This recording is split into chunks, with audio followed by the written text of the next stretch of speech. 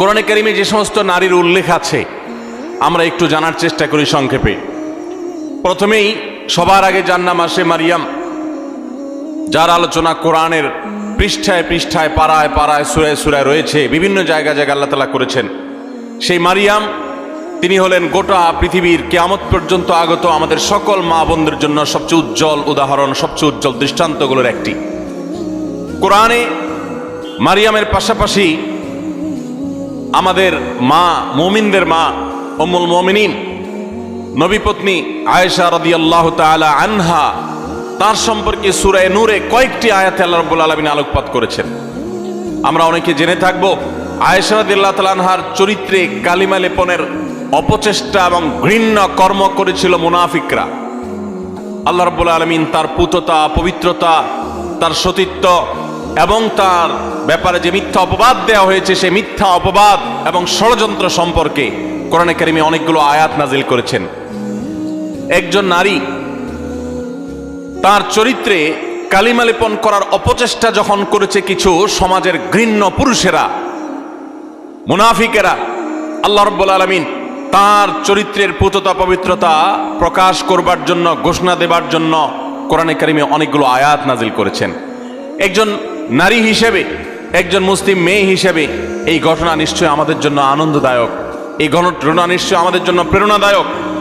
কোরআনে কারিমে আল্লাহ রাব্বুল আলামিন ইব্রাহিম আলাইহিস সালামের স্ত্রী হাজরা এবং সারা আলাইহিমা সালাতু ওয়াস সালাম, তাদের সম্পর্কে আল্লাহ রাব্বুল আলামিন আলোকপাত করেছেন। নাম সরাসরি উল্লেখ করেননি, কিন্তু আলোকপাত হয়েছে। কোরআনে কারিমে জাকারিয়া আলাইহিস সালামের স্ত্রীর আলোকপাত হয়েছে, মুসা আলাইহিস সালামের মায়ের আলোচনা হয়েছে, কোরআনে মুসা আলাইহিস সালামের বোনের আলোচনা হয়েছে, কোরআনে মুসা আলাইহিস সালামের স্ত্রীর আলোচনা হয়েছে যিনি ছিলেন শুআয়ব আলাইহিস সালামের মেয়ে, কোরআনে ফেরাউনের স্ত্রী আসিয়ার আলোচনা হয়েছে, কোরআনে বিলকিসের আলোচনা হয়েছে, কোরআনে ঈসা আলাইহিস সালামের নানি ইমরাতে ইমরান মারিয়ামের মায়ের আলোচনা হয়েছে, কোরআনে আইয়ুব আলাইহিস সালামের স্ত্রীর আলোচনা ইঙ্গিত হয়েছে, এবং কোরআনে উম্মাহাতুল মুমিনিন সমস্ত নবী পত্নীগণ, আমাদের মাগণ, প্রিয় নবী সাল্লাল্লাহু আলাইহি সাল্লামের স্ত্রীগণ, সম্মানিতা স্ত্রীগণ, তাদের আলোচনা হয়েছে। এবং আল্লাহ রাব্বুল আলামিন ঘোষণা দিয়েছেন যে ওয়াজওয়াজুহু উম্মাহাতুকুম, নবী সাল্লাল্লাহু আলাইহি সাল্লামের পত্নীগণ ঈমানদার তোমাদের মা, তাদের আলোচনা হয়েছে। কোরআনে খাদিজা রাদিয়াল্লাহু তাআলা আনহা সম্পর্কে আল্লাহ রাব্বুল আলামিন ইঙ্গিত করেছেন একাধিক আয়াতে। কোরআনে হাফসা রাদিয়াল্লাহু তাআলা আনহা সম্পর্কে ইঙ্গিত রয়েছে সূরা তাহরিমে। কোরআনে কারিমে যায়েনাব বিনতে জাহাশ রাদিয়াল্লাহু তাআলা আনহা সম্পর্কে আলোচনা রয়েছে। কোরআনে আরো বহু নারীর সম্পর্কে আলোচনা হয়েছে। আমরা কোরআনে এত নারীর আলোচনা রয়েছে, এত নারীর ইতিহাস রয়েছে, গুরুত্বপূর্ণ দিক উঠে এসেছে, সেটা আমরা অনেক মুসলিমরাও জানি না। ভাইরা আমার, এর পাশাপাশি আল্লাহ রাব্বুল আলামিন কোরআনে কারিমে এমন কিছু নারীর উদাহরণ তুলে ধরেছেন যারা তাদের অবাধ্যতার কারণে, তাদের নাফরমানের কারণে, তাদের মন্দ স্বভাবের কারণে, তাদের কুফরির কারণে, তারা আল্লাহর অবাধ্য হওয়ার কারণে, তাদের খারাপ পথে চলে যাওয়ার কারণে তাদের করুণ পরিণতি আল্লাহর শাস্তির মুখোমুখি হতে হয়েছে, পৃথিবীর ইতিহাসে আস্থা করে নিক্ষিপ্ত হয়েছে। তাদের ইতিহাসও আল্লাহ তাআলা তুলে ধরেছেন শুধুমাত্র আমার মা বোনদের জন্য, ইমানদার মহিলাদের জন্য, তারা যেন সেখান থেকে শিক্ষা গ্রহণ করতে পারেন। ভাইরা আমার, কোরআনে কারিমের সূরা তাহরিম গুরুত্বপূর্ণ একটি সূরা রয়েছে। এই সূরা তাহরিমের শেষ তিনটি আয়াত 10, 11 এবং 12, এই তিনটি আয়াতে আল্লাহ রাব্বুল আলামিন চারজন নারীর দৃষ্টান্ত দিয়েছেন। চারজন নারীর দৃষ্টান্ত দিয়েছেন। এই চার নারীর মধ্যে দুজন ছিলেন আল্লাহর প্রিয় বান্দী, দুজন ছিলেন আল্লাহ তাআলার অনুগত, দুজন ছিলেন আল্লাহর একান্ত বান্দী, আল্লাহর প্রিয় মানুষ, আর দুজন নারী ছিলেন এমন যারা আল্লাহর অবাধ্যতায় লিপ্ত হয়েছেন, যারা আল্লাহর নাফরমানি করেছেন, যারা আল্লাহর প্রতি ঈমান আনে নাই, যারা কুফরি করেছে। আল্লাহ রাব্বুল আলামিন ভালো এবং মন্দ পাশাপাশি রেখে আমাদের সামনে উদাহরণ রেখে আমাদের মায়ের জাতিকে সেখান থেকে শিক্ষা গ্রহণ করার, তাদের করণীয় নির্ধারণ করার নির্ধারিত ঘোষণা এবং শিক্ষা দেওয়ার জন্য আল্লাহ তাআলা এগুলো উল্লেখ করেছেন। সূরা তাহরিমের এই 10 এবং 11, 12 শেষের তিনটা আয়াতের শুরুতেই আমরা দেখতে পাই আল্লাহ রাব্বুল আলামিন বলেছেন, দরাবাল্লাহু মাসালাল লিল্লাযীনা কাফারু ইমরাআতা নূহ ওয়া ইমরাআতা লূত, যারা কুফরি করেছে, পৃথিবীতে আল্লাহর প্রতি অবাধ্য হয়েছে, ইতিহাসের আস্থা করে নিক্ষিপ্ত হয়েছে, তাদের নাম নেয়ার মানুষও আজ পৃথিবীতে নাই। তাদের নাম উল্লেখ করা হলে সেটা ঘৃণা ভরে উল্লেখ করা হয়। করুণ পরিণতির মুখোমুখি তারা হয়েছে। আল্লাহর আযাব তাদের উভয়কে দুনিয়াতে ধ্বংস করেছে, সরাসরি আসমানে আযাব তাদেরকে স্পর্শ করেছে, এবং সেই আযাবের সাক্ষী এখনো রয়েছে পৃথিবীতে। রেড সি তার সাক্ষী। পৃথিবীতে আল্লাহ রাব্বুল আলামিন এখনো পর্যন্ত সেই আযাবের আলামত রেখে দিয়েছেন, এবং কোরআনে আল্লাহ ঘোষণা করেছেন, আল্লাহর আযাবে ধ্বংস হওয়া জাতিদের জনপদগুলো ভ্রমণ করে তোমরা দেখো এবং শিক্ষা গ্রহণ করো। আমার মায়েরা, আমার বোনেরা, আল্লাহ রাব্বুল আলামিন সেরকম দুজন নারীর কথা বলেছেন। একজন হলেন নূহ আলাইহিস সালামের স্ত্রী, আরেকজন ছিলেন লূত আলাইহিস সালামের স্ত্রী। আল্লাহ তাআলা বলছেন, কানাতা তাহতা আবদাইন, তারা দুজন নারী। অবাক করা বিষয় হলো, তারা আল্লাহর নাফরমান ছিল, বেঈমান ছিল, কুফরিতে লিপ্ত ছিল, আল্লাহর প্রতি ঈমান আনে নাই, অথচ তারা দুজন নবীর স্ত্রী ছিলেন। নবীর ঘরে থেকেও তারা ঈমানদার হতে পারে নাই। এখান থেকে বোঝা যায় যে আমাদের সমাজে বহু আলেমের মেয়ে, বহু নেককার মানুষের মেয়ে, তাদের পরিবারের মেয়ে হয়ে অনেকে গর্ব করেন যে আমরা অমুক বংশের। এমনকি ছেলেদের বেলাও এই কথা প্রযোজ্য যে কোনো বংশ পরিচয় দিয়ে আল্লাহর কাছে কেউ কোনো মর্যাদা পাবে না কিয়ামতের দিন। আল্লাহর কাছে মর্যাদা পাবে বান্দার কর্ম দ্বারায়, তার বিশ্বাস দ্বারায়, তার আমল দ্বারায়। ইন্না আকরামাকুম ইনদাল্লাহি আতকাকুম, আমাদের মধ্যে কে বেশি মুত্তাকি আল্লাহ সেটা দেখবেন। একজন সাধারণ দিনমজুর, একজন সাধারণ রিক্সা চালকের মেয়ে আপনি, তার স্ত্রী আপনি, একজন সাধারণ মানুষের বোন আপনি, একজন সাধারণ মানুষের পরিবারের সদস্য আপনি। আপনি যদি আল্লাহ ভীরু হন, আপনি যদি মুত্তাকি হন, আপনি যদি গুনাহ পরিহার করেন, হারাম পরিত্যাগ করেন, খারাপ বিষয় পরিহার করেন, আল্লাহর কাছে আপনি সবচেয়ে শ্রেষ্ঠ মানুষ, সবচেয়ে উত্তম মানুষ, সবচেয়ে কিয়ামতের ময়দানের ভিআইপি মানুষ হতে পারবেন। আর যদি পক্ষান্তরে আপনি অনেক বড় বংশ গরিমার অধিকারী হন, কিন্তু আপনার কর্ম ভালো না হয়, এই আয়াত প্রমাণ করছে, তাহলে আল্লাহর কাছে আপনার কোনো মর্যাদা থাকবে না, বরং শাস্তি আপনি এড়াতে পারবেন না। আল্লাহ রাব্বুল আলামিন সেটাই বলেছেন, কানাতা তাহতা আবদাইন মিন ইবাদিনা সলিহিন, আমার দুজন নেককার বান্দা অর্থাৎ দুজন নবী নূহ এবং লূত আলাইহিস সালাম, কোরআনে যাদের আলোচনা সবচেয়ে বেশি হয়েছে, যাদের ইতিহাস সবচেয়ে বেশি তুলে ধরা হয়েছে, তাদের মধ্যে এই দুজন নবী অন্যতম। লূত আলাইহিস সালামের এবং নূহ আলাইহিস সালামের এরকম দুইজন আল্লাহ তাআলার নেককার বান্দা এবং আল্লাহর প্রিয় নবী, তাদের স্ত্রী ছিলেন ফাখানাতাহুমা, এরপরও তারা তাদের প্রতি ঈমান আনে নাই, তারা আল্লাহর অবাধ্য হয়েছে, নাফরমানি করেছে। ফালাম ইউগনিয়া মিনাল্লাহি শাইআ, এজন্য তারা নবীর স্ত্রী হয়েও কোনো লাভ হয় নাই, কোনো কাজে আসে নাই।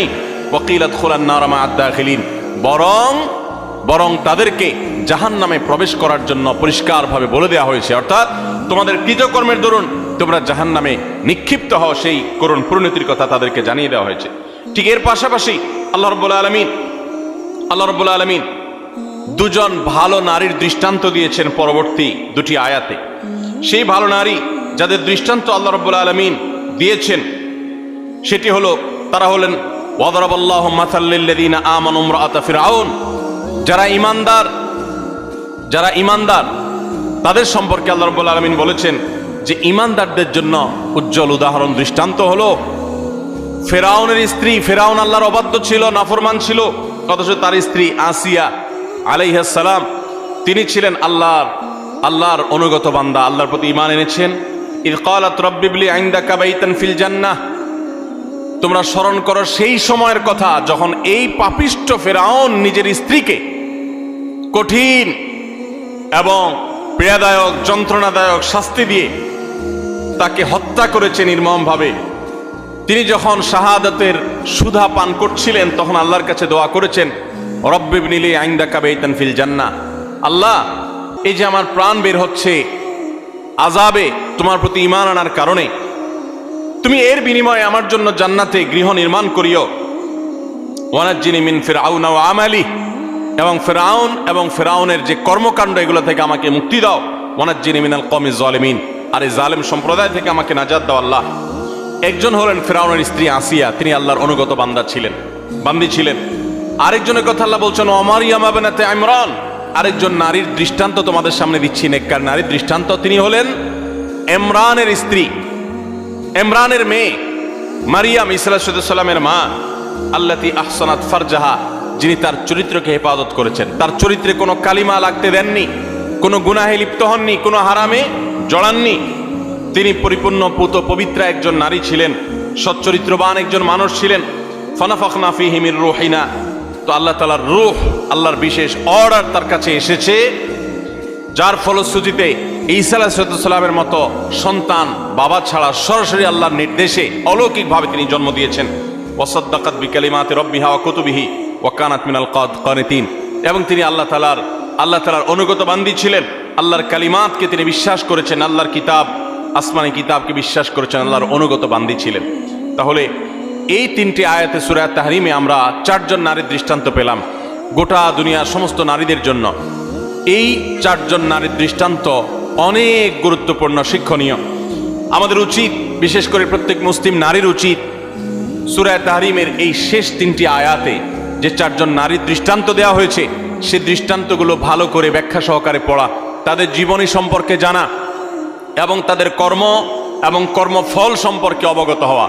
এর ফলে আমরা ভালো হওয়ার প্রেরণা পাবো, মন্দ পথ থেকে বেঁচে থাকার প্রেরণা ইনশাআল্লাহ আমরা লাভ করতে পারবো। আল্লাহ রাব্বুল আলামিন আমাদের সকলকে এই সমস্ত কোরআনে কারীমের উজ্জ্বল উদাহরণগুলো, দৃষ্টান্তগুলো থেকে শিক্ষা গ্রহণ করার তৌফিক দান করুন। আমাদের মা বোনরা অনেকে কোরআনে কারীম সহি করে পড়তেও পারেন না, আবার অনেকে পড়তে পারেন কিন্তু তারা কোরআনে কারীমের অর্থ বোঝেন না, ব্যাখ্যা জানেন না, জানার আগ্রহ নেই, প্রচেষ্টা নেই। এটা খুবই দুঃখজনক একটি ব্যাপার, অত্যন্ত বেদনাদায়ক একটি অধ্যায়। কোরআন আল্লাহ তাআলা দিয়েছেন, আমার বোন, আপনাকে লক্ষ্য করে আল্লাহ তাআলা উদাহরণ দিয়েছেন। আপনার বয়স 30, 35, 40 হয়ে গেছে, অথচ আপনি একটি বারের জন্য সেটা খুলে দেখার, পড়ে দেখার প্রয়োজনীয়তা অনুভব করেন নাই। আপনি এটিকে জানার ফুরসতটুকু আপনার জীবনে পান নাই। কিয়ামতের ময়দানে কি নিয়ে আল্লাহর সামনে দাঁড়াবেন, কোন মুখে আল্লাহর কাছে জান্নাত আশা করবেন? এজন্য আমি আবারও আপনাদেরকে উদাত্ত আহ্বান করতে চাই, আমার মা বোনেরা, আপনারা সূরা তাহরিমের শেষ তিনটি আয়াত, আরও নারীদের সংশ্লিষ্ট যে সমস্ত বিষয় আসো রয়েছে কোরআনে, এগুলো আপনারা জানার চেষ্টা করবেন। নবী সাল্লাল্লাহু আলাইহি ওয়াসাল্লামের হাদিসে যা বলা হয়েছে সেগুলো জানার চেষ্টা করবেন। আল্লাহ তাআলা আমাদের সকলকে ঈমানদার, আল্লাহর অনুগত যে সমস্ত বান্দিরা ছিলেন, আমাদের মা বোনদেরকে তাদের অনুসরণ অনুকরণ করার তৌফিক দান করুন। এবং যারা আল্লাহর নাফরমানিতে লিপ্ত হয়েছে, অবাধ্যতা লিপ্ত হয়েছে, তাদের জীবনী, তাদের কর্ম এবং কর্মফল থেকে শিক্ষা গ্রহণ করে আল্লাহর নাফরমানি থেকে, হারাম কাজ থেকে, অন্যায় অশ্লীলতা থেকে আল্লাহ তাআলা আমাদেরকে বেঁচে থাকার তৌফিক দান করুন। ভাইরা আমার, কোরআনে কারীমের নারীদের যে আলোচনা রয়েছে শুধু কোরআনেই নেই, নবী সাল্লাল্লাহু আলাইহি ওয়াসাল্লামের হাদিসেও আমরা দেখতে পারি যে নারীদের জন্য কত আলোচনা রয়েছে। আমরা কোরআন এবং হাদিসে নারীদের এমন 11টি বিশেষ বৈশিষ্ট্যের কথা উল্লেখ করতে চাই আজ, যে বৈশিষ্ট্যের কথা একজন মুসলিম নারী হিসাবে গর্বিত হওয়ার জন্য যথেষ্ট। আপনি নারী হিসাবে জন্ম লাভ করার জন্য আনন্দিত হতে হলে এই 11টি বৈশিষ্ট্য, এটার দিকে দেখাটাই যথেষ্ট। নারী জন্মের আনন্দ আপনি অনুভব করবেন শুধুমাত্র এই 11টি পয়েন্ট আপনি জানতে পারলে। আমরা অনেক মা বোনরা আছি, তারা জানি না। আমি আবারও বলছি, নারী অধিকারের নামে, নারী মুক্তির নামে, নারী স্বাধীনতার নামে, নানা মুখরোচক স্লোগানের নামে অনেক মুসলিম বোনদেরকে, মুসলিম মেয়েদেরকে আজ ভুল পথে পরিচালিত করা হচ্ছে। যারা পরিচালিত করছে তাদের সে সমস্ত কথায় পা দিয়ে যারা ইতোমধ্যে আল্লাহর অবাধ্যতায় লিপ্ত হয়েছেন, নাফরমানিতে লিপ্ত হয়েছেন, গুনাহের জগতে পা দিয়েছেন, তারা একটা পর্যায়ে তাদের জীবন ধ্বংস হয়ে যাওয়া, তাদের জীবনে হারিয়ে যাওয়া সম্পদ সম্পর্কে তাদের অনুভূতি, উপলব্ধি জাগ্রত হয়েছে এবং তারা ফিরে এসেছেন।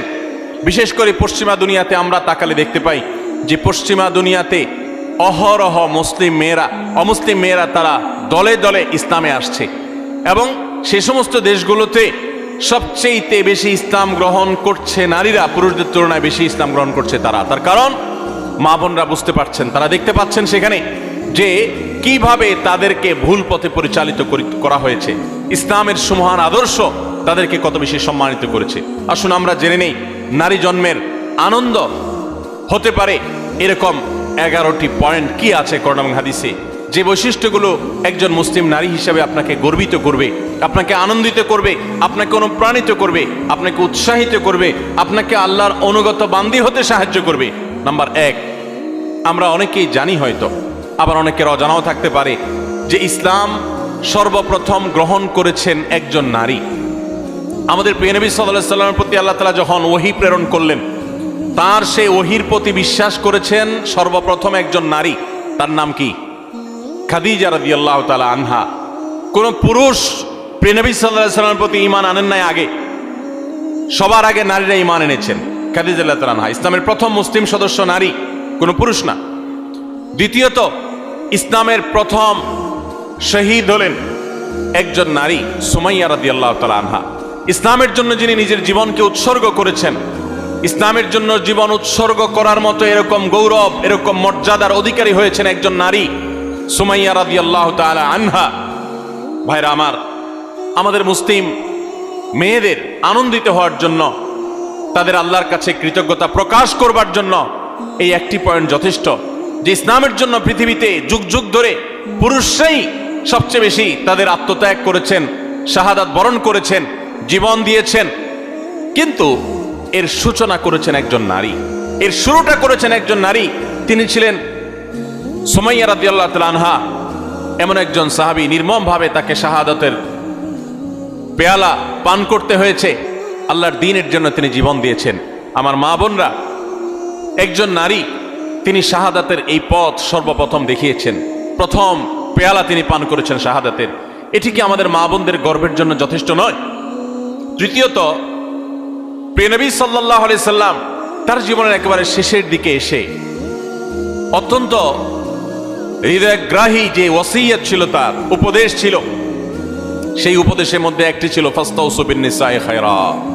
ভাইরা আমার, মা বাবা, মুরব্বীরা, প্রিয়জনেরা, তারা যখন মৃত্যুর মুখোমুখি হন, তারা যখন জীবনের শেষ প্রান্তে এসে উপনীত হন, তখন তারা তাদের একান্ত কাছের লোকদেরকে ডেকে ওসিয়ত করেন, উপদেশ দেন, তাদেরকে ডেকে এনে নসিহত করেন। জীবনের শেষ মুহূর্তে যাওয়ার সময় ছেলে মেয়েদের দিকে তাকিয়ে তাদের মাথায় হাত বুলিয়ে অত্যন্ত স্নেহ, পরম মমতার সাথে যে উপদেশ দেওয়া হয়, সেটার গুরুত্ব অপরিসীম। প্রিয় নবী সাল্লাল্লাহু আলাইহি ওয়াসাল্লামও ঠিক তার জীবনের একেবারে শেষে এসে তিনি কিন্তু ঐতিহাসিক ভাষণে তিনি মেয়েদের প্রতি সদ্ব্যবহার করার জন্য, তাদের ব্যাপারে নবী সাল্লাল্লাহু আলাইহি ওয়াসাল্লাম থেকে কল্যাণের উপদেশ গ্রহণ করবার জন্য তিনি নির্দেশ দিয়ে গেছেন, ফাস্তাউসু বিন-নিসাই খায়রা। হে দুনিয়ার মানুষ, তোমরা মেয়েদের ব্যাপারে কল্যাণের আচরণ, ভালো আচরণ করার ব্যাপারে আমার কাছ থেকে উপদেশ গ্রহণ করো, আমি তোমাদের ওসিয়ত করে গেলাম। প্রিয় নবী সাল্লাল্লাহু আলাইহি ওয়াসাল্লাম এরকম হৃদয়গ্রাহী ভাষায় মা বোনদের ব্যাপারে সাবধান সতর্ক করে গেছেন। তার জীবনের শেষ সতর্ক বাণীগুলোর মধ্যে থেকে একটি, যে নারীদের ব্যাপারে তোমরা আমার কাছ থেকে উপদেশ গ্রহণ করো, কল্যাণ, তাদের সাথে তোমরা কল্যাণের আচরণ করবে, তাদের কল্যাণকামী হবে, সুন্দর আচরণ করবে, তাদের কোনো কষ্ট দিবে না। অর্থাৎ এই মর্মে আমি তোমাদেরকে ওসিয়ত করে যাচ্ছি, আমার এই ওসিয়তকে তোমরা মেনে চলবে। মায়েদের আনন্দের একটা বিষয় এটি, তাদের গর্ব করার মতো একটি বিষয় এটি, যে প্রিয় নবী সাল্লাল্লাহু আলাইহি ওয়াসাল্লাম জীবনের শেষ ওসিয়তগুলোর মধ্যে থেকে একটি ছিল আমাদের ব্যাপারে যেন সবাই সজাগ থাকে, সুন্দর দৃষ্টি রাখে। নাম্বার 4, আমরা জানি যে কোরআনে কারিমে আল্লাহ রাব্বুল আলামিন নারীদের সূরা নামে সূরা রেখেছেন, পুরুষদের সূরা এরকম নামে, অর্থাৎ পুরুষদের সংশ্লিষ্ট সূরা বলতে আলাদা কোনো সূরা রাখেন নাই। শুধু তাই নয়, কোরআনে কারিমের সবচেয়ে বড় দীর্ঘ আয়াতনের গুরুত্বপূর্ণ সূরা হলো সূরাতুন নিসা। এই সূরাতুন নিসা আল্লাহ তাআলা নারীদের নামে নামকরণ করেছেন। সেখানে নারীদের সমস্ত অধিকারগুলো, তাদের বিধিবিধানগুলো, তাদের মর্যাদা, তাদের করণীয়, তাদের জন্য মোটিভেশন আল্লাহ তাআলা সেখানে রেখেছেন। শুধু সূরা নিসাই নয়, কোরআনে কারিমে আল্লাহ রাব্বুল আলামিন সূরা নিসার পাশে সূরা তাহরিম, সূরা তালাক, সূরা মুজাদালা, অনেকগুলো সূরা নারীদের জন্য, নারীদের বিধিবিধান সংশ্লিষ্ট বিষয়গুলোর জন্য তাআলা নাজিল করেছেন। এগুলো এক একটা 2 পৃষ্ঠা 4 পৃষ্ঠার সূরা, আর সূরা নিসা তো বহু পৃষ্ঠা সম্বলিত সূরা। কোরআনে কারিমে 25 জন নবী রাসূলের আলোচনা যেরকম রয়েছে, ঠিক একইভাবে 20-25 জন মহিয়সী নারীর আলোচনা কোরআনে রয়েছে। কোরআনে আল্লাহ রাব্বুল আলামিন এতগুলো নারীর আলোচনা, বিভিন্ন প্রসঙ্গে যে ইঙ্গিত করেছেন, আলোচনা করেছেন, এখান থেকে মাতৃজাতির প্রতি যে মর্যাদা রয়েছে সেটি ইসলামে যে মর্যাদা রয়েছে সেটি প্রকাশিত হয়। নারী হিসাবে আনন্দিত হওয়ার জন্য এই পয়েন্টটা কি যথেষ্ট নয়, যে কোরআন তাদেরকে এত গুরুত্ব দিয়েছে, এত মর্যাদা দিয়েছে?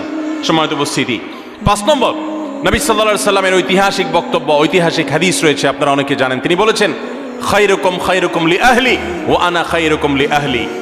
পুরুষদের জন্য তিনি নারীদের নারীদের কাছ থেকে ভালো হওয়ার সার্টিফিকেট নেওয়াকে ভালো হওয়ার পূর্ব শর্ত হিসেবে উল্লেখ করেছেন। এটা নারী জাতির জন্য আনন্দের বিষয় যে পৃথিবীর কোনো পুরুষ তিনি আল্লাহর খাতায় ভালো এটা তার নাম লেখাতে হলে, আল্লাহর কাছে ভালো প্রমাণ হতে হলে তার স্ত্রীর কাছে তিনি ভালো এই সার্টিফিকেট নিতে হবে। সার্টিফিকেট নেওয়া বলতে কাগজে সার্টিফিকেট না। যে ব্যক্তি তার আচার আচরণ দ্বারায়, তার কর্মকাণ্ড দ্বারায়, তার উত্তম ব্যবহার দ্বারায়, তার সুন্দর আখলাক দ্বারায় তার স্ত্রীকে এতটা সন্তুষ্ট করতে পেরেছে যে স্ত্রী মন থেকে তার স্বামীকে ভালো মানুষ হিসেবে জানে, এই সার্টিফিকেট, এই সাক্ষ্য স্ত্রীর কাছ থেকে এই মূল্যায়ন পাওয়ার আগ পর্যন্ত মানুষ আল্লাহর কাছে শ্রেষ্ঠ হয় না। নবী সাল্লাল্লাহু আলাইহি সাল্লাম এই ঐতিহাসিক বাণীর মাধ্যমে নারী জাতিকে কোন মর্যাদা আসীন করেছে চিন্তা করুন। আমাদের দেশের চারিত্রিক সনদপত্র বিভিন্ন জনপ্রতিনিধিগণ ইস্যু করে থাকেন, মেম্বার, চেয়ারম্যান, কমিশনাররা দিয়ে থাকেন। এর ফলে তাদের একটা মর্যাদা বোঝা যায় যে তারা সাধারণ নাগরিকের, সাধারণ মানুষের, সর্বস্তরের মানুষের চারিত্রিক সনদপত্র ইস্যু করে থাকেন। ইসলাম সমস্ত পুরুষদের চারিত্রিক সনদপত্র ইস্যু করার অধিকার নারীদের হাতে দিয়েছেন, স্ত্রীদের হাতে দিয়েছেন। স্ত্রী যদি বলে যে আমার স্বামী, তার আচার আচরণ, ব্যবহার, তার কর্মকাণ্ড সবকিছু মিলিয়ে তিনি একজন ভালো মানুষ, এটি আমি বলতে পারি, এটা যদি মন থেকে কোনো নারী তার স্বামী সম্পর্কে সাক্ষ্য দেন, তাহলে আল্লাহর কাছে তিনি অত্যন্ত মর্যাদাবান মানুষ হিসেবে প্রমাণিত হন। সম্মানিত উপস্থিতি, এখান থেকে মায়ের জাতি, নারী জাতির প্রতি ইসলাম যে মর্যাদা দিয়েছে সেটা দিনের আলোর মতো পরিষ্কার হয়ে যায়। নবী করিম সাল্লাল্লাহু আলাইহি সাল্লাম আরো বলেছেন, ওয়া আনা খায়রুকুম লি আহলি, তোমরা প্রত্যেকটা পুরুষ তোমাদের স্ত্রীদের কাছে ভালো আচরণ করে যতটা ভালো হতে পেরেছ, নবী সাল্লাল্লাহু আলাইহি সাল্লাম তার নিজের কথা বলেছেন। 9 জন স্ত্রী থাকার পরেও তিনি তাদের সম্পর্কে তার নিজের বক্তব্য হলো যে আমি আমার সমস্ত স্ত্রীদের কাছে, তোমরা যতটা ভালো হতে পেরেছো স্ত্রীদের কাছে, আমি হলাম তোমাদের চাইতেও আমার স্ত্রীদের কাছে বেশি ভালো। অর্থাৎ আমার স্ত্রীরা আমাকে ভালো বনে এত বেশি জানে, যেটা তোমাদেরকে তোমাদের স্ত্রীরা জানা। কত বেশি উত্তম আচরণ করলে নবী সাল্লাল্লাহু আলাইহি সাল্লাম এই আসনে আসীন হতে পেরেছেন। ভাইরা আমার, কতটা আস্থা থাকলে এভাবে বলা যায়। তো এখান থেকে নারী জাতির মর্যাদা পরিষ্কারভাবে বোঝা যায় যে পুরুষদের শ্রেষ্ঠত্ব এবং তাদের মর্যাদা, তাদের মূল্যায়ন, এটা আল্লাহ তাআলা নারীদের উপরে ন্যস্ত করেছেন। নাম্বার 6, আমাদের প্রিয় নবী সাল্লাল্লাহু আলাইহি সাল্লাম নারীদেরকে অনেক বেশি পছন্দ করতেন, ভালোবাসতেন, শ্রদ্ধা করতেন। এর মানে হলো, আপনারা জানেন, মা এবং বাবা উভয়ের মর্যাদা বর্ণনা করতে গিয়ে নবী সাল্লাল্লাহু আলাইহি সাল্লাম কার মর্যাদা বেশি বর্ণনা করেছেন, বাবার না মায়ের? মায়ের। তাহলে এখানে নারীকে নবী সাল্লাল্লাহু আলাইহি সাল্লাম অগ্রাধিকার দিয়েছেন। এবং নবী সাল্লাল্লাহু আলাইহি সাল্লামের কাছে যখন সাহাবী জিজ্ঞাসা করেছেন, ইয়া রাসূলুল্লাহ আবাররু মান, আমি কার সাথে বেশি সদাচরণ করব?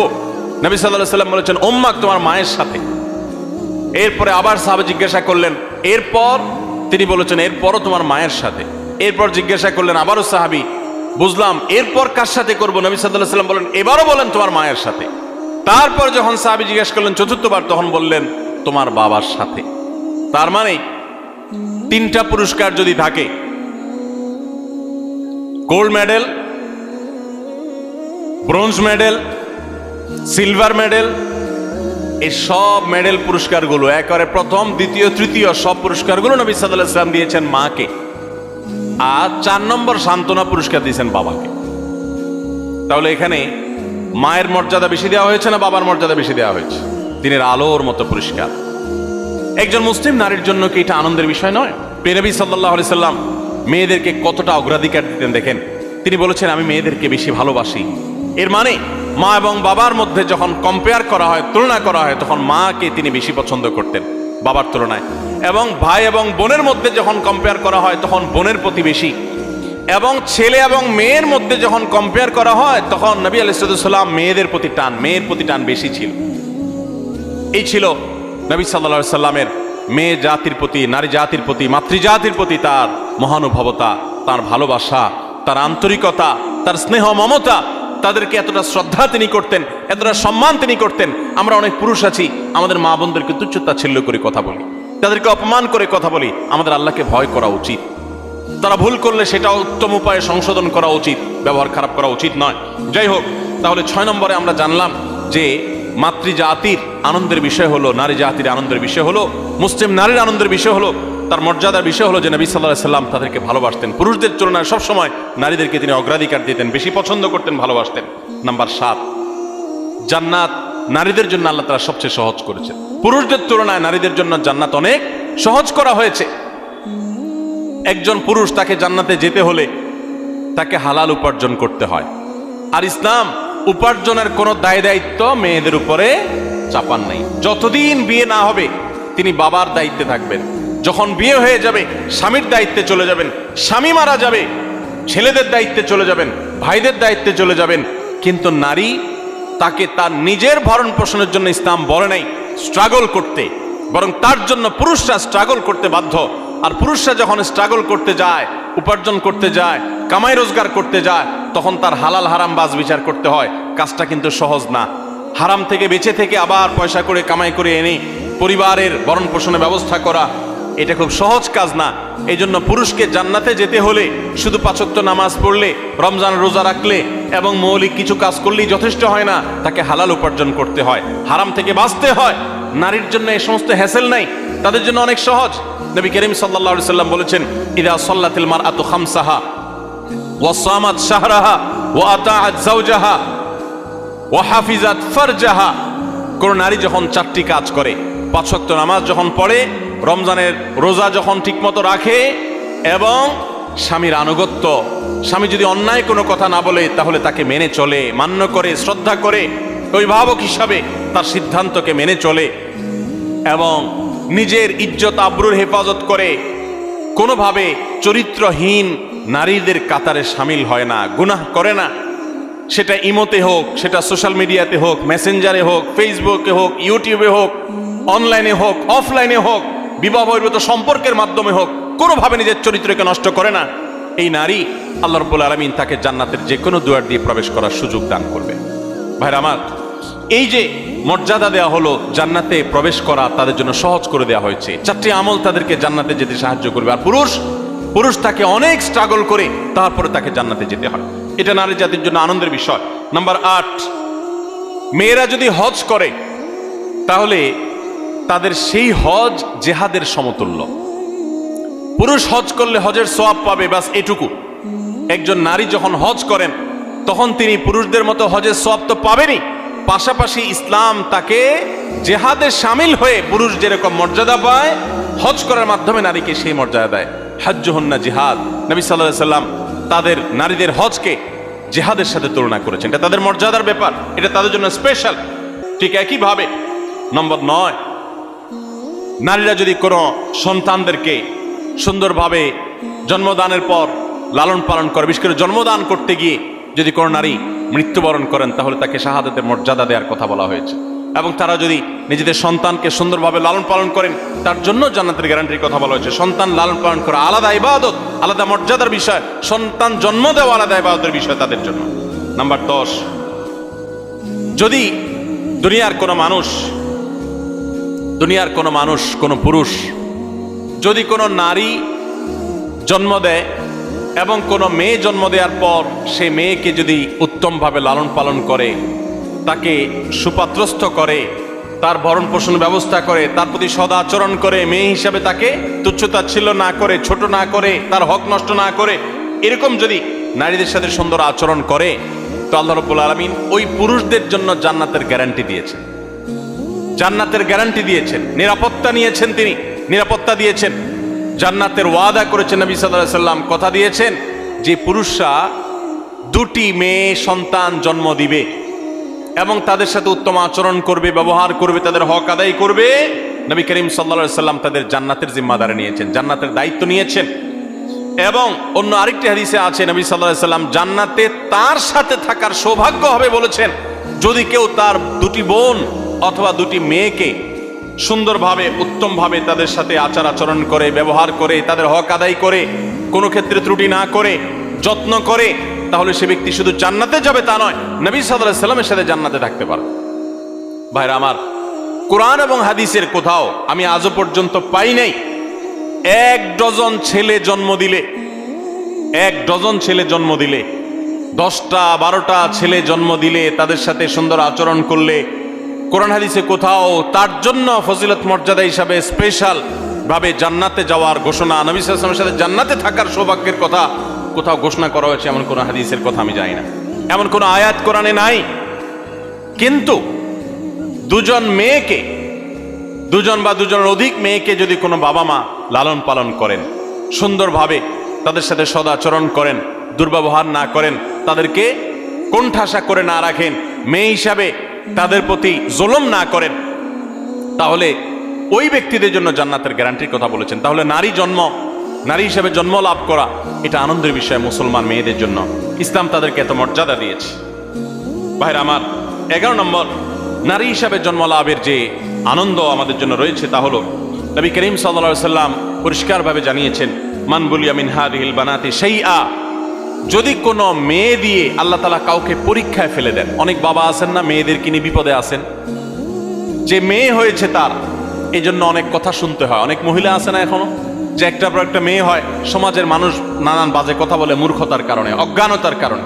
অনেক বাবা আছেন মেয়ে হয়েছে এই জন্য জামাই বেন সাহেবের অনেক কটু কথা তাকে শুনতে হয়। অনেক সময় তালাক প্রাপ্ত হয়ে মাজলুম হয়ে সে মেয়ে বাবার বাড়িতে ফিরে আসেন। তো কোনো মানুষ, সে বাবা হোক, সে স্বামী হোক, সে ভাই হোক, কোনো মানুষ যদি কোনো মেয়েকে নিয়ে বিপদে পড়ে বা তার কারণে তার মুখটা একটু ছোট হয় বা পরীক্ষায় পড়ে কোনোভাবে, এবং সে যদি এরপরে ওই মেয়ের প্রতি অসদাচরণ না করে, ফাহসানা ইলাইহিন্না, বরং ওই মেয়ের সাথে ভালো আচরণ করে।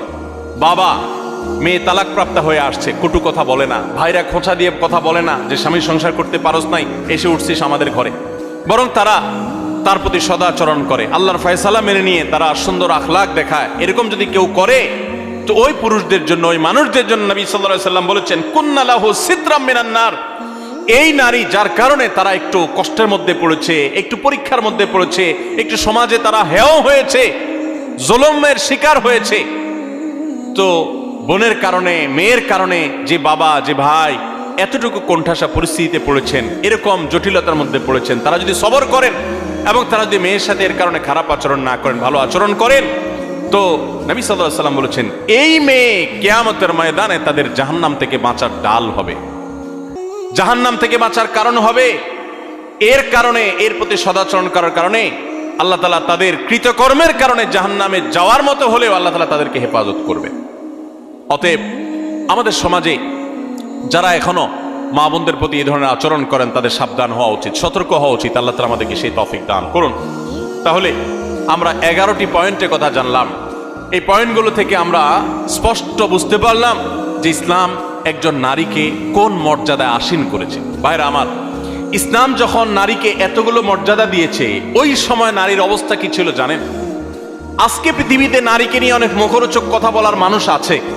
এই মানুষগুলোর যখন জন্ম পৃথিবীতে হয় নাই, ইসলাম তখন নারীকে আকাশে তুলেছে। মেয়ে সন্তান হলে কোরআনে সেই ইতিহাস আল্লাহ তাআলা উল্লেখ করেছেন, ওয়াইদাল মাউউদাতু সুইলাত বিআইয়ি যামবিন কুতিলাত। কোন বাবার সন্তান হিসাবে যখন মেয়ে হতো, তখন সে জীবন্ত সে মেয়েকে মাটির নিচে পুঁতে ফেলত। এরকম নিকৃষ্ট আচরণ করা হতো মেয়েদের সাথে। এবং আল্লাহ তাআলা আরো বলেছেন, ওয়াইদা বুশিরা আহাদুহুম বিল উনসা যাল্লা ওয়াজহুহু মুসওয়াদ্দান ওয়া হুয়া কাযীম। জাহিলি যুগে, ইসলাম আসার আগে পৃথিবীতে, আরবে যখন কাউকে তার কন্যা সন্তান হয়েছে সংবাদ দেয়া হতো, কারো সন্তান হয়েছে যদি বলা হতো মেয়ে হয়েছে, তখন তার মুখটা কালো হয়ে যেত।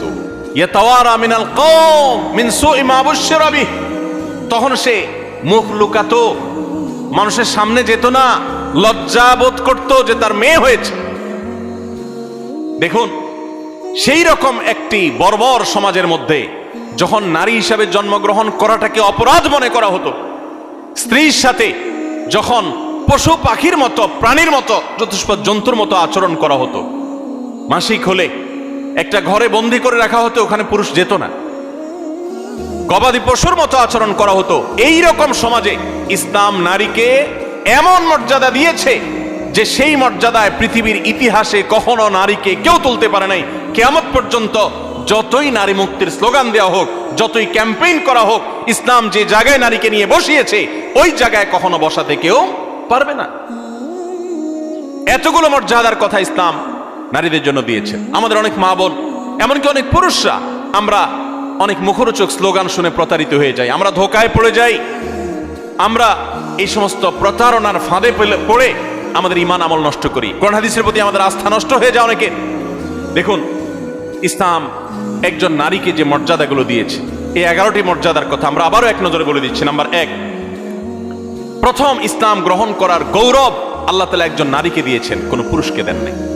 তিনি ছিলেন খাদিজা রাদিয়াল্লাহু তাআলা আনহা, ইসলামের প্রথম সদস্য একজন নারী। আবু বকর রাদিয়াল্লাহু তাআলা তারপর ইসলাম গ্রহণ করেছেন। সবার আগে ইসলাম গ্রহণ করেছেন কে? খাদিজা রাদিয়াল্লাহু তাআলা আনহা।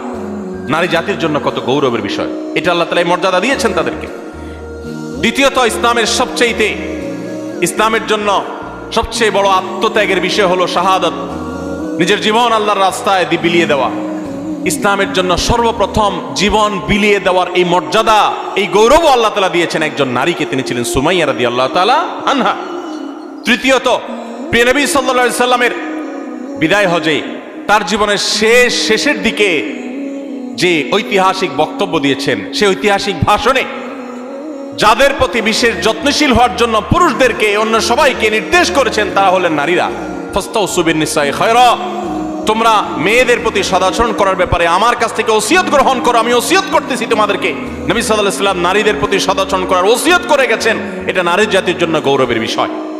নাম্বার 4, কোরআনে কারীম নারী জাতিকে এত গুরুত্ব দিয়েছে যে কোরআনের সবচেয়ে বড় সূরাগুলোর একটি হলো সূরাতুন নিসা, নারীদের সূরা। সূরায়ে নাজিল করেছেন আল্লাহ তাআলা নারীদের সূরা বলে। পুরুষদের সূরা বলতে সূরাতুর রিজাল বলতে কোনো সূরা নাই, নারীদের সূরা বলতে সূরা আছে। শুধু তাই নয়, কোরআনে কারীমে এই সূরায় যেরকম নারীদের অধিকার, তাদের জন্য উপদেশ, তাদের প্রতি অন্যদের কর্তব্য, তাদের সংশ্লিষ্ট বিধিবিধান আলোকপাত করেছেন, ঠিক একইভাবে কোরআনে কারীমে আরো অনেকগুলো গুরুত্বপূর্ণ সূরা, কয়েক পৃষ্ঠাব্যাপী যে সমস্ত সূরা রয়েছে, সূরা তাহরিম, সূরা তালাক, সূরা মুজাদালা নারীদের জন্য উল্লেখ করেছেন। কোরআনে 25 জন নবী রাসূলের যেরকম আল্লাহ তাআলা আলোচনা করেছেন, 20-25 জন মহিষী নারীর আলোচনা করেছেন। মারিয়ামের আলোচনা, আয়েশার আলোচনা, সারা হাজারের আলোচনা, যাকারিয়ার স্ত্রীর আলোচনা, মুসা ইসলামের মায়ের আলোচনা, মুসা ইসলামের স্ত্রী শুআয়ব ইসলামের মেয়ের আলোচনা, মুসা ইসলামের বোনের আলোচনা, উম্মাহাতুল মুমিনিনের আলোচনা, নবীদের আলোচনা, বিলকিসের আলোচনা, ফেরাউনের স্ত্রী আসিয়ার আলোচনা, ইমরানের স্ত্রী তার আলোচনা, ঈসা ইসলামের নানী ঈসা ইসলামের মা মারিয়ামের আলোচনা, এবং আইয়ুব আলাইহিস সালামের স্ত্রীর আলোচনা, এবং খাদিজা রাদিয়াল্লাহু তাআলা আলোচনা, আয়েশা রাদিয়াল্লাহু তাআলা আলোচনা, হাফসার আলোচনা, যারা বিনতে জাহাশ রাদিয়াল্লাহু তাআলা আনহুন্না তাদের আলোচনা, এরকম আর অনেক নেককার মহিষী নারীর আলোচনা কোরআন উল্লেখ করেছেন। এ থেকে কোরআন যে নারীদের মর্যাদা সেটি বোঝা যায়। নাম্বার 5, নবী সাল্লাল্লাহু আলাইহি সাল্লাম বলেছেন, তোমাদের মধ্যে সবচেয়ে উত্তম সে যে ব্যক্তি তার স্ত্রীর কাছে ভালো হতে পেরেছে, যার স্ত্রী তার ব্যাপারে সাক্ষ্য দেয় যে আমার স্বামী একজন আসলে আপাদমস্তক ভালো মানুষ, ভেতর থেকে সাক্ষ্য যে নিতে পারে, এই মূল্যায়ন যে নিতে পারে, সেই হলো প্রকৃত অর্থে ভালো মানুষ। নারীদের কাছে পুরুষদের মর্যাদার মূল্যায়নের চাবিকাঠি এবং সুইচ নবী সাল্লাল্লাহু আলাইহি সাল্লাম তাদের হাতে দিয়ে দিয়েছেন। কত বড় মর্যাদার বিষয়টি তাদের জন্য। নাম্বার 6, নবী সাল্লাল্লাহু আলাইহি সাল্লাম সবসময় নারীদেরকে বেশি অগ্রাধিকার দিতেন, পুরুষের তুলনায় বেশি পছন্দ করতেন, ভালোবাসা দিতেন, স্নেহ মমতা দিতেন। এই জন্য মেয়েদের প্রতি তার ভালোবাসা ছিল অনেক বেশি। শুধু তিনি নন, ইমাম মালিক রাহমাতুল্লাহ আলাইহি বলেছেন, আল আম্বিয়া ওয়া আবুল বানাত, নবীগণ হলেন মেয়েদের বাবা। বেশিরভাগ নবীদেরকে আল্লাহ তাআলা মেয়ে সন্তান বেশি দিয়েছেন, এটা তাদের জন্য গৌরবের। এবং এখান থেকে আমাদের শিক্ষার বিষয় রয়েছে। এবং নবী সাল্লাল্লাহু আলাইহি সাল্লাম মা এবং বাবার মধ্যে বাবাকে অগ্রাধিকার দিতেন, এবং মেয়ের মধ্যে মেয়েদেরকে বেশি ভালোবাসতেন। এটা তার সুন্নাহ ছিল, এটা তার অভ্যাস ছিল, তিনি বেশি পছন্দ করতেন তাদেরকে। এটাও নারীদের জন্য আনন্দের বিষয়। নাম্বার 7, জান্নাত মেয়েদের জন্য যাওয়া অনেক সহজ, অনেক সহজ।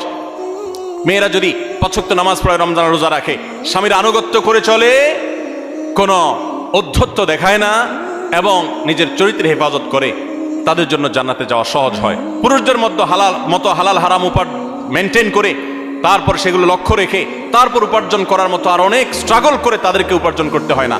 হালাল হারাম উপার্জন করতে গিয়ে পুরুষরা মানুষকে গালি দিয়ে হারাম কামাই করে জাহান্নামে যেতে হয়, মানুষের সাথে মারামারিতে লিপ্ত হতে হয়, অনেক কঠিন পরিস্থিতির মুখোমুখি হতে হয়। এসব হ্যাসেল মেয়েদের জন্য নয়। বরং কোন নারী তিনি যদি সন্তান জন্ম দিতে গিয়ে যদি তিনি মৃত্যুবরণ করেন, তাকে শাহাদাতের মর্যাদা দেওয়া হয়, তাদের জান্নাতে যাওয়ার পথ তুলনামূলকভাবে অনেক সুগম। নাম্বার 8, মেয়েদের হজকে আল্লাহ রাব্বুল আলামিন নবী সাল্লাল্লাহু আলাইহি সাল্লাম জিহাদের সাথে তুলনা করেছেন। তারা হজ করলে সেটা জিহাদের সওয়াব পাওয়া যায়।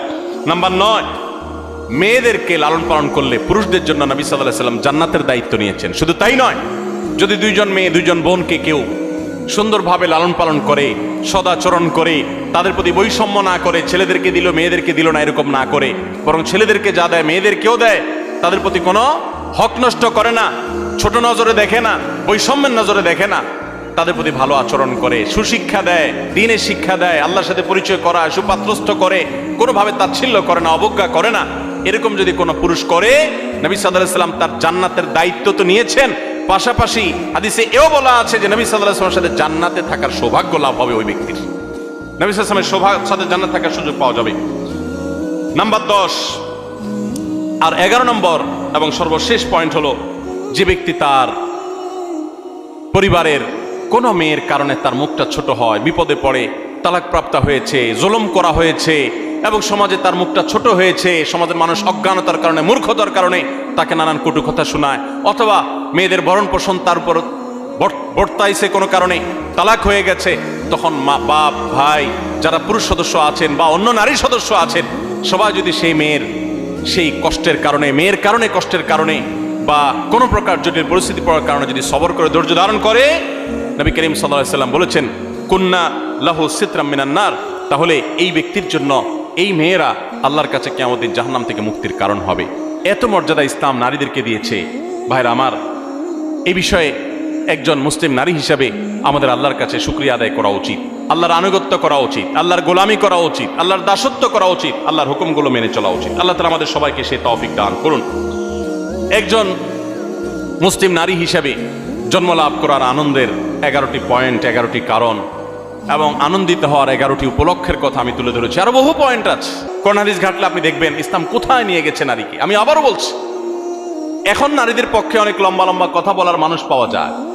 বেশিরভাগ যারা নারীদের অধিকার নিয়ে কথা বলে, এদের বেশিরভাগের উদ্দেশ্যই অসৎ, পদ্ধতি ত্রুটিপূর্ণ।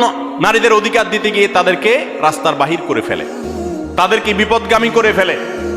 দেখুন, যারা নারীদেরকে অধিকার দেওয়ার কথা বলে, তাদের বাইরে চাকরি বাকরি ইত্যাদির বন্দোবস্ত হওয়ার পক্ষে স্লোগান দেয়, কথা বলে, মনে হয় যে তারা নারীদের উপার্জনের ব্যাপারে সিরিয়াস।